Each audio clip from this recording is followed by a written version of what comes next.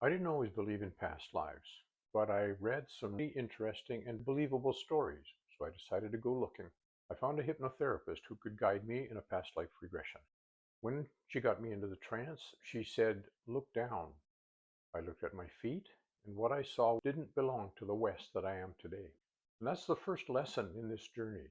It's the details that tell me who I am. I'm barefoot.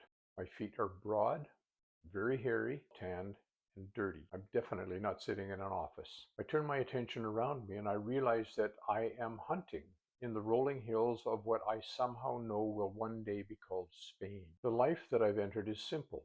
I'm carrying a stick. It doesn't have a stone on it.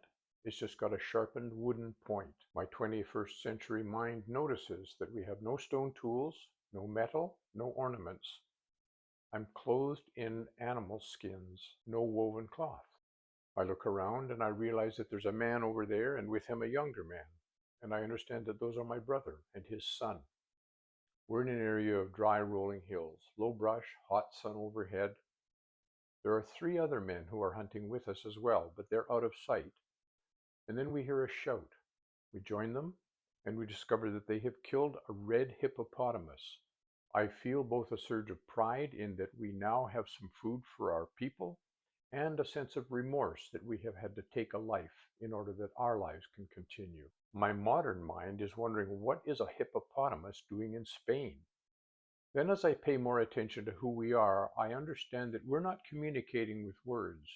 We communicate partly telepathically, partly by sharing emotions with each other. Telepathic communication is much faster and more complete than words can convey, but it doesn't carry the same level of details, so we use both. Understand that I don't have a name. My identity is part of the energy signature that I transmit to other people telepathically, and I know who they are by the energy signature that accompanies their communication.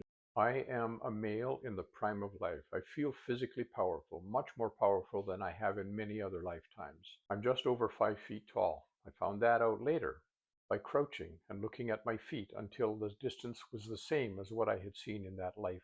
No stone tools, very rough clothing, no woven cloth, no permanent shelters. All of that suggested to me a time between 150 and 170,000 years ago. Put the time together with the location in Spain, I'm a Neanderthal. We are compassionate, loving, and telepathic. I also know that there are others in that region, other humans, who are not like us. My brother's son was eventually killed by them. The hippopotamus, I checked. It belonged to a species that went extinct about 60,000 years ago, but up to that time, it was very definitely a common animal in Europe. The second lesson for me is that soul connections go on. Around the fire that night, after that successful hunt, I stood up with the other hunters to be honored for our success. I look around at the small band of people, there might be 20 of us around the fire, and I look down to see my woman sitting by my side. She looks in my eyes, and I feel a jolt of love so fierce and so strong that I don't have words to describe it, only that it was intense and unforgettable. And I realize that she is my soulmate, and now I know that I have also met her in many other lifetimes. The third lesson of that journey was that death is a transition. When my time comes to die, I'm an old man by the standards of that time. I might be in my 50s, and my death is very peaceful. As I prepare to die, my people are gathered around me, and I become aware that I am actually lifting up out of my body and leaving it for somewhere that I don't fully understand, but that I know is welcoming me back. When I look down, I also realize that some of my people can see me go. They're watching me as I rise away. I understand then in my modern mind that these people are not primitive at all, that they have a spiritual understanding that has been lost to many people in modern life and is now being recovered by many people as well. The fourth lesson is that past lives can explain present mysteries. I always wondered about some aspects of my life that weren't part of my family upbringing.